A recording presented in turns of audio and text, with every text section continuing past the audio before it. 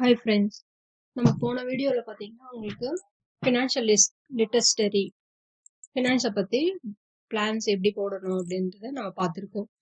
இப்போ பார்த்தீங்கன்னா பேசிக்காக சேவிங்ஸ் அண்ட் இன்வெஸ்ட்மெண்ட் மணி மேனேஜ்மெண்ட்டை பற்றி பார்க்க போகிறோம். ஏன் சேவ் பண்ணணும் அப்படின்னா நம்ம ஃபியூச்சருக்காக கண்டிப்பாக நம்ம என்ன பண்ணணும், சேவ் பண்ணணும். அதை எந்த இடத்துல நம்ம சேவ் பண்ணணும் அப்படின்னு பார்த்தீங்கன்னா நிறைய இன்வெஸ்ட்மெண்ட் இன்ஸ்ட்ருமெண்ட்ஸ்லாம் இருக்கு. அதில் பார்த்தீங்கன்னா உங்களுக்கு type of investments low, medium, high risk அப்படின்னு சொல்லிட்டு இன்வெஸ்ட் பண்ண இடங்க நம்ம சேவ் பண்ண அமௌண்ட்டை இன்வெஸ்ட் பண்ற இடம் வந்து பாத்தீங்கன்னா டிஃப்ரெண்ட் செக்டார்ஸ் இருக்கு. அதுல வந்து லோ ரிஸ்க் இருக்கு, மீடியம், ஹை ரிஸ்க் இடமும் இருக்கு. இதை எப்படி நம்ம மணியை சேவ் பண்ண போறோம் அப்படின்னு பாத்தீங்கன்னா நம்ம ஏர்ன் பண்ற அமௌண்ட்ல இருந்து நம்மளுக்கு வர வருமானத்துல இருந்து என்ன பண்ண போறோம், இந்த ரூல்ஸை 50-30-20 ரூல்ஸை நம்ம ஃபாலோ பண்ண போறோம். இந்த ரூல்ஸை நம்ம ஃபாலோ பண்ணா மட்டும்தான் நம்மளால லைஃப்ல க்ரோ ஆகணும், ஆர் பிசினஸ்லயும் சரி க்ரோ ஆக முடியும்.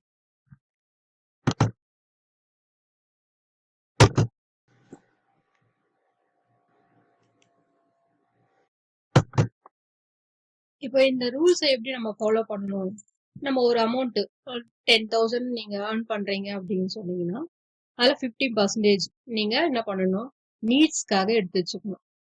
அடுத்து வாண்ட்ஸ் பாத்தீங்கன்னா உங்களுக்கு உங்களோட விருப்பத்துக்கு நீங்க என்ன பண்ணிக்கலாம் 30% எடுத்துக்கலாம். அடுத்து சேவிங்ஸ் அண்ட் இன்வெஸ்ட்மெண்ட்டுக்கு நீங்க என்ன பண்ணலாம் 20% கம்பல்சரி என்ன பண்ணணும் நீங்க எடுத்து வைக்கணும். இப்போ ஃபர்ஸ்ட் என்ன பண்ணுவாங்க, நம்ம ஏர்ன் பண்ண உடனே ஒரு வருமானம் வருது, சேலரி வருது அப்படின்னு பாத்தீங்கன்னா முதமே செலவு பண்ணிட்டு மீதி இருந்தா நம்ம சேவ் பண்ணலாம் அப்படின்ற மைண்ட் செட்ல தான் எல்லாருமே இருக்கீங்க.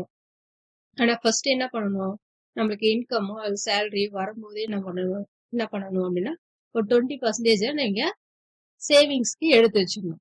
அதுக்கப்புறம் தான் நீட்ஸ்க்கும் வாண்ட்ஸ்க்கும் உங்களோட எக்ஸ்பென்சஸ்க்கு நீங்க செலவு பண்ணணும்.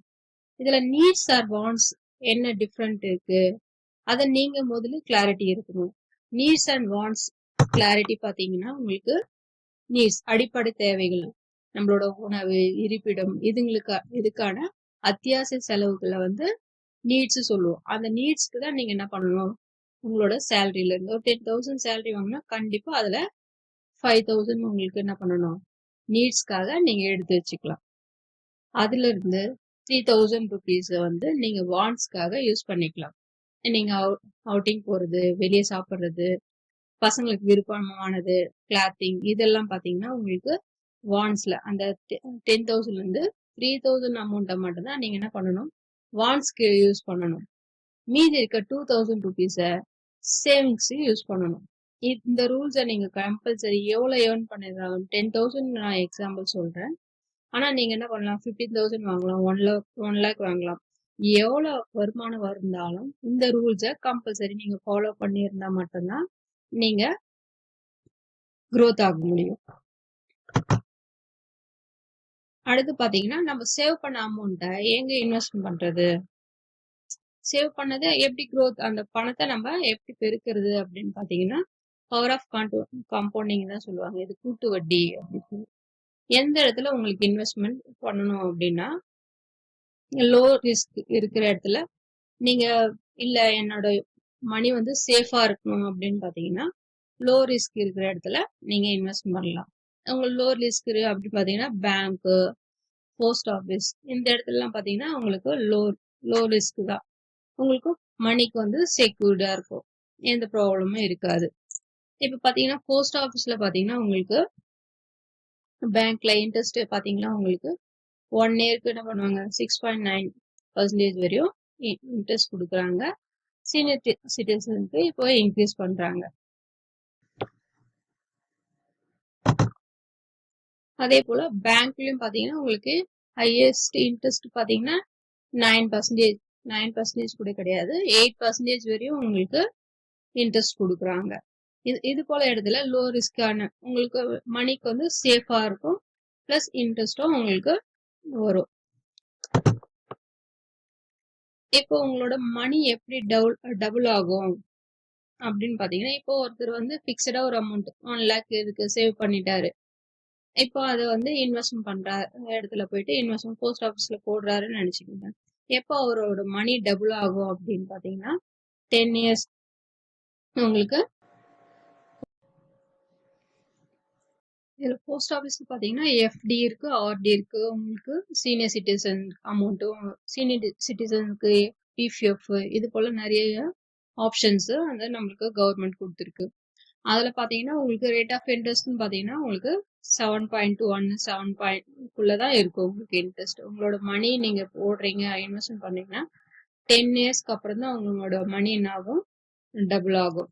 இப்போ 1 லேக் ஒருத்தர் வந்து சேவ் பண்ணி வச்சிருக்காரு, அவர் இன்வெஸ்ட்மெண்ட் பண்றாருன்னா 10 இயர்ஸ் வரையும் அவர் வெயிட் பண்ண வேண்டியிருக்கும். எவ்வளவு இன்ட்ரெஸ்ட் கொடுப்பாங்கன்னா 7.1. உங்களோட மணி வந்து கேபிட்டல் வந்து எந்த ப்ராப்ளம் இல்லாத செக்யூரிட்டியா இருக்கும். இதுவே ஆர்டி இல்ல என்னால லம்சமா அமௌண்ட் இன்வெஸ்ட்மெண்ட் பண்ண முடியாது, இப்போ மந்த்லி வந்து நான் என்னோட 1000 இன்வெஸ்ட்மெண்ட் பண்றேன் என்னோட சேவிங்ஸ்ல இருந்து அப்படின்னு பாத்தீங்கன்னா உங்களுக்கு அந்த ஆப்ஷனும் நம்ம போஸ்ட் ஆஃபீஸ் ஆர் பேங்க் இதுலயே நாங்க என்ன பண்றாங்க ஆப்ஷன்ஸ் கொடுக்குறாங்க.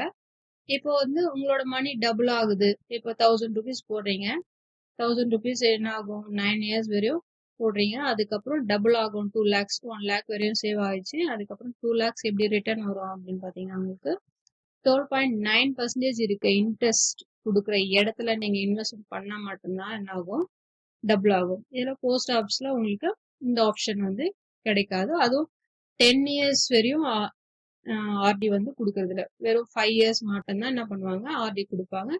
அதுல பிபிஎஃப்ல பாத்தீங்கன்னா உங்களுக்கு கொடுக்குறாங்க, ஆனா இன்ட்ரெஸ்ட் பாத்தீங்கன்னா உங்களுக்கு இவ்வளவு இன்ட்ரெஸ்ட் வந்து கொடுக்கறது கிடையாது. அந்த இடத்துல இந்த 12.9% வரையும் இன்ட்ரெஸ்ட் உங்களுக்கு வேணும் அப்படின்னா நீங்க ஷேர்ஸ்லயோ இல்ல மியூச்சுவல் ஃபண்ட்லயோ போட்டீங்கன்னா உங்களோட அமௌண்ட்ஸை அப்போ என்ன ஆகும்னா அது வந்து 9 இயர்ஸ்ல உங்களுக்கு டபுள் ஆகும். நீங்க உங்களோட அமௌண்ட் வந்து டபுள் ஆகணும் அப்படின்னா டைம் கொஞ்சம் கொடுக்கணும். காம்பவுண்டிங்ல இருக்கிறத இதுதான், நம்ம உடனே ஷார்ட் டைம்ல வந்து உங்களுக்கு எந்த growth-உம் இருக்காது. லாங் டைம் இன்வெஸ்ட்மெண்ட் பண்ணா மட்டும்தான் growth இருக்கும். அப்படி ஷார்ட் டைம்ல growth கொடுக்குறோம் அப்படின்னு சொல்லிட்டு நீங்க வெளியே இருக்க அமௌண்ட் எல்லாம் கொடுத்துட்டீங்க, வெளியில தெரியாதவங்களுக்கு எல்லாம் கொடுத்துட்டீங்க, ஃபினான்ஸ் ஸ்மால் ஃபைனான்ஸ் கம்பெனிஸ் எல்லாம் இருக்கு அங்கெல்லாம் கொடுத்தீங்க அப்படின்னா உங்களோட கேபிட்டலுக்கு வந்து அவங்க என்ன பண்ணுவாங்க, கேரண்டிஸ் கொடுக்க மாட்டாங்க. அதை நீங்க அனலைஸ் பண்ணிட்டு தான் அந்த இடத்துல நீங்க இன்வெஸ்ட்மெண்ட் பண்ற வேண்டியதா இருக்கும். ஆனா அது வந்து ஒரு ஹை ரிஸ்கான இடமா இருக்கும்.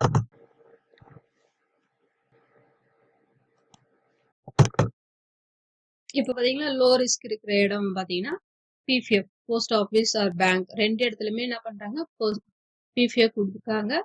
அடுத்து எஃப்டி இருக்கு. அதே எல்ஐசிலயும் பாத்தீங்கன்னா உங்களுக்கு லோ ரிஸ்க், உங்களோட கேபிட்டல் வந்து ஏன்னா இது எல்லாமே கவர்மெண்ட் செக்டார்ன்றதுனால உங்களுக்கு கேபிட்டலுக்கு கேரண்டிஸ் கொடுப்பாங்க. மீடியம் ரிஸ்க் அப்படின்னு பாத்தீங்கன்னா மியூச்சுவல் ஃபண்ட்னா உங்களுக்கு ஸ்டாக்ஸ் பத்தி தெரியாது, அனலைஸ் பண்ண முடியாதுன்ற பட்சத்துல நீங்க என்ன பண்ணா மியூச்சுவல் ஃபண்ட்ஸ்ல இன்வெஸ்ட் பண்ணலாம். அவங்க என்ன பண்ணுவாங்க, அனலைஸ் பண்ணிட்டு நல்ல ஸ்டாக்ஸை வாங்குவாங்க. ஹை ரிஸ்க் அப்படின்னு பாத்தீங்கன்னா டைரக்டா நம்மளே வந்து ஸ்டாக்ஸை வாங்குறது, கம்பெனியோட ஷேர்ஸை வாங்குறது தான் ஸ்டாக்ஸ். அடுத்து ரியல் எஸ்டேட். இப்போ ரியல் எஸ்டேட்டும் ஸ்டாக்கும் சேம் தான். எப்போ வந்து growth ஆகும் இடம், இப்போ ஒரு இடம் இருக்கு அப்படின்னா எப்போ அதோட வேல்யூ இன்க்ரீஸ் ஆகும் டிக்ரீஸ் ஆகும் அப்படின்றத நம்மளால கணிக்க முடியாது. இருந்தாலும் ஒரு லாங் டைம் கொடுத்தீங்க அப்படின்னா உங்களுக்கு அதுலயும் என்ன பண்ணலாம், நீங்க அமௌண்ட்டை டபுள் ஆக்க முடியும். இப்போ என்னோட வருமானமே இல்லை, நான் எப்படி சேவ் பண்றது அப்படின்னா இப்போ 10,000 தான் உங்களோட வருமானம், 15,000 20,000 தான் இருக்கு, அதுக்கு மேல இன்க்ரீஸ் ஆகுது என்னோட செலவு அப்படின்னா நீங்க என்ன பண்ணணும், இன்கம் இன்க்ரீஸ் பண்ணணும். இன்கம் வந்து இன்க்ரீஸ் எப்படி பண்ணலாம் அப்படின்னா நிறைய ஆப்ஷன்ஸ் ஆன்லைன்ல எல்லாம் உங்களுக்கு கிடைக்குது. அந்த ஒரு ஸ்மால் சைட் பிசினஸா நீங்க ஆரம்பிக்கலாம். உங்களுக்கு என்ன ஸ்கில் இருக்கு, உங்களுக்கு என்ன விருப்பம் இருக்கு, அது மூலமா நீங்க என்ன பண்ணிக்கலாம், பிசினஸ் ஸ்டார்ட் பண்ணிக்கலாம். அதே நீங்க growth பண்ணிக்கலாம். அது மூலமா உங்களுக்கு எக்ஸ்ட்ரா வருமானம் கிடைக்கும். அதை நீங்க என்ன பண்ணலாம், இன்வெஸ்ட் பண்ணி சேவ் பண்ணி வைக்கலாம். நிறைய ஆன்லைன் பிளாட்ஃபார்ம்லாம் இருக்கு. அடுத்து பாத்தீங்கன்னா உங்களுக்கு என்ன விருப்பம் இருக்கோ அதுல நீங்க பிசினஸ் பண்ணிக்கலாம். இப்போ ஆன்லைன் கேம்லிங்லாம் இருக்கு. அதிகமா நான் பணத்தை டபுள் ஒரு 2 வாரத்துல டபுள் பண்றேன், ஒரு வாரத்துல டபுள் பண்றேன். How to avoid financial gaming? நிறைய பேர் என்ன பண்ணுவாங்க, என்னோட உங்க அமௌண்ட்டை வந்து நான் டபுள் ஆக்கி தரேன், 1 இயர்ல டபுள் ஆக்கி தரேன், 2 இயர்ஸ்ல உடனே 1 மந்த்ல டபுள் ஆக்கி தரேன் அப்படின்னு சொல்லிட்டு நிறைய பேர் என்ன பண்ணுவாங்க, அமௌண்ட்ஸை கேம்லிங் பண்ணுவாங்க. இது போலலாம் நீங்க ஏமாற வேண்டாம். ஏன்னா பெரிய பெரிய கம்பெனிஸ்லயே பாத்தீங்கன்னா இன்வெஸ்ட்மெண்ட் போட்டு ரிட்டர்ன்ஸ் வந்து 12 to 30% மட்டும் தான் எடுப்பாங்க. உங்களோட அமௌண்ட் வந்து டபுள் ஆகும், 2 இயர்ஸ்ல டபுள் ஆகும், 3 இயர்ஸ்னா உங்களுக்கு பாத்தீங்கன்னா 34% வரையும் இருக்கணும். அது போல சாத்தியமே இல்லாத ஒரு விஷயம். நீங்க என்ன பண்ணுவீங்க, அவங்களோட முதல் போடுற அமௌண்ட்டுக்கு பயங்கரமான லாஸ் ஏற்படும். அதனால கவர்மெண்ட் செக்டர்ஸ், நம்பகமான கம்பெனிஸ்ல பாத்தீங்கன்னா உங்களுக்கு எங்களோட இன்வெஸ்ட்மெண்ட்டை பண்ணுங்க.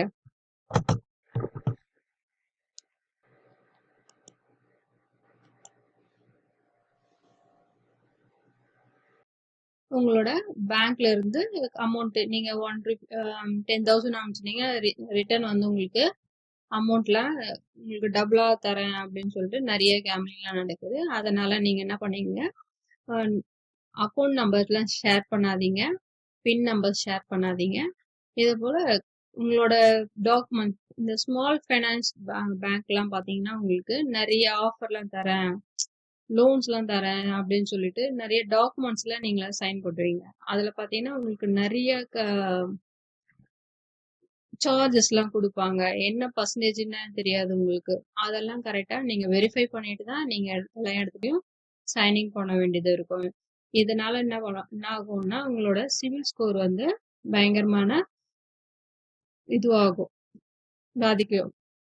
ஃபியூச்சர்ல நீங்க ஏதாவது எஜுகேஷன் லோன்ஸோ பேங்க் லோன்ஸ் எல்லாம் போனீங்க, கவர்மெண்ட் லோன்ஸ் எல்லாம் போறீங்க அப்படின்னா உங்களுக்கு கிடைக்காத வாய்ப்புகள் நிறைய இருக்கும். அதனால அதிகமான இஎம்ஐ ஆப்ஷன்ஸ் எல்லாம் லோன்ஸ்ல எல்லாம் போகாத, ஓடிபி அதெல்லாம் போல ஷேர் பண்ணாத, நீங்க ஃபினான்ஷியல் செக்யூர்டா இருங்க. என்ன பண்ணணும்னா ஃபர்ஸ்ட் சேவ் பண்ணணும். அந்த சேவ் பண்ண அமௌண்ட்டை கரெக்டான இடத்துல இன்வெஸ்ட்மெண்ட் பண்ணணும். இதுதான் பாத்தீங்கன்னா உங்களுக்கு ஃபியூச்சருக்கும் உங்களோட ஃபேமிலிக்கும் உங்களோட வெல்த்துக்கும் நல்லது அப்படின்னு நான் நினைக்கிறேன். தேங்க்யூ.